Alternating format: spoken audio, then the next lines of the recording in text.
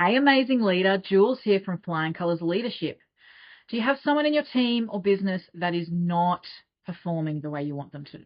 And have you been asking yourself, oh, I don't know what to do. I know where I want them to be, but they're not there and I don't know how to get them there. So let's talk about how we manage someone who's underperforming. Now we need to start at the beginning. What are our expectations of that person? Is it super clear what is expected? Have we had the conversation about these are the tasks we want you to do and this is the outcome? Is that clear? If not, we need to go back and clarify those expectations. The second thing to look at is how to do the task clear. Do we have a process? Do we have a procedure? Do we have clarity around how to get to the end goal? And do we have regular check-ins with the team member when they're doing the task? So when we give someone a task, have we actually checked in regularly to see what type of progress that they are making? Or have we left it to the end? Now, this is really important things because a lot of people want to jump into having the conversation, but we need to actually have a look. Have we set them up for success first? And this is where clarifying expectations, seeing if we actually have the clear processes, the clear procedures, and have we checked in as they're actually performing, doing the task, have we checked in? Now, this is really great things for us to do first, because if we find one of these things we haven't covered, this is where we start the conversation, where we have this conversation going, hey, I wanted to check in because I realized that I probably wasn't clear with the expectation. I probably wasn't clear of the time frame. You can see how that's a much easier conversation for you to have than, oh, Jack, you are not performing in your role. So we check in. And that's a conversation you can have around the expectations or the procedures or looking at, checking in. And even that conversation, if you get to, oh, actually, I haven't checked in with them very much. Great. So now you can say, absolutely, let's sit down. I've realized that I really want to check in with you more regularly, that sometimes I feel I haven't supported you to get to the end goal.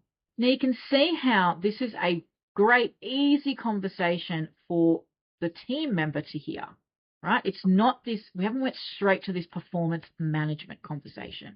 So I want you to have a look at those three things and then have the conversations. Now, let's say we've been really super clear with the expectations. We've got a procedure that they can follow. And we've been checking in and they're just not getting there. Now it's getting to the root cause of why. And we want to get curious. This is where we want to start the conversations. And every time I talk about performance management, the first question I ask every leader and business owner to ask their team member is, how are you doing? How are you going in your role? To really check in with what's happening for them, because we want to hear what's going on and if there are any blocks for them. Then it's about finding out what's actually went on. So we're going to ask about the specific task and tell me what happened. How did you feel with doing that task? How do you feel that you moved through it? Was there any confusion? Was there any concern? So you can see I'm asking lots and lots of questions.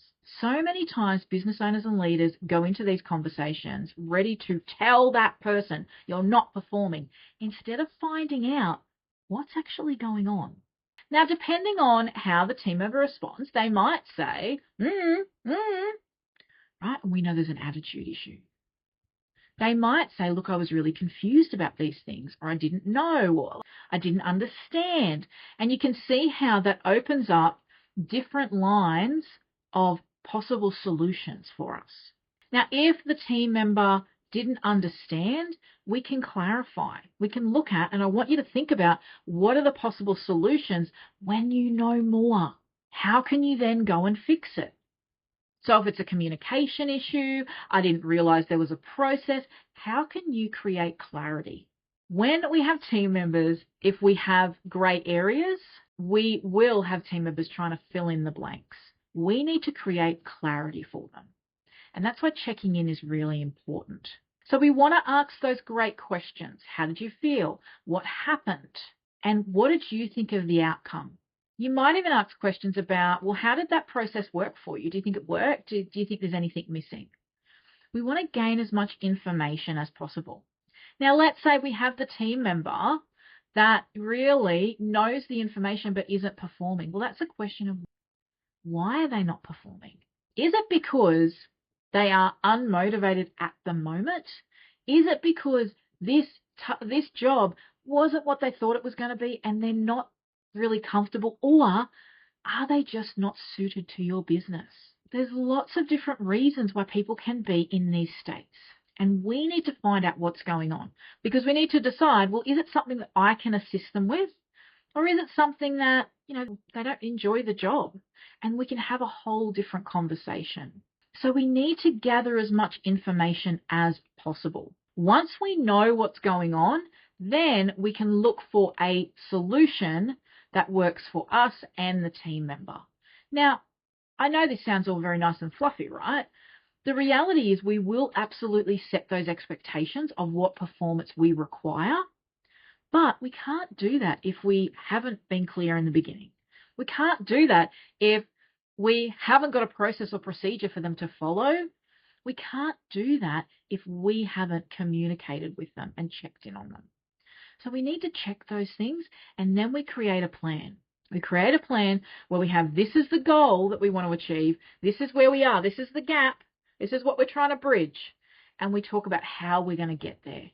And we look at what actions we're going to take and how we're going to check in. Now, we need to check in early and often to make sure that they are on the right track. I always use the example of an airplane. So when a pilot is flying an airplane, they're always course correcting, right? They spend about 3% of the time on course because they're always making those little adjustments. So we need to make sure with our team, when we're giving them tasks, when they're performing tasks in our business, that we are checking in, that we are giving feedback, but we're not waiting until the end. We're doing that as we go. So if you are in a location where you can listen to your team talk to customers, I used to always do this. I would always be listening to them talk to customers and being able to give that little snippets of feedback in the moment. So really important that we're looking at what is happening and why is it happening? And then what is the solution? And I would always encourage you to work with the team member on this. Actually ask them, how do you think we could resolve this? Now, I'm going to, in the future, do a step-by-step to have that performance conversation. But this is a great start for you to actually start looking at what's going on with your team and what to do if they're underperforming. So if you want to hear more, if you want to get some support for your business, please reach out. We have our one-to-one programs. They are back open again for 2025. So please reach out and I would love to support you. So amazing leaders, have a fabulous day and get curious.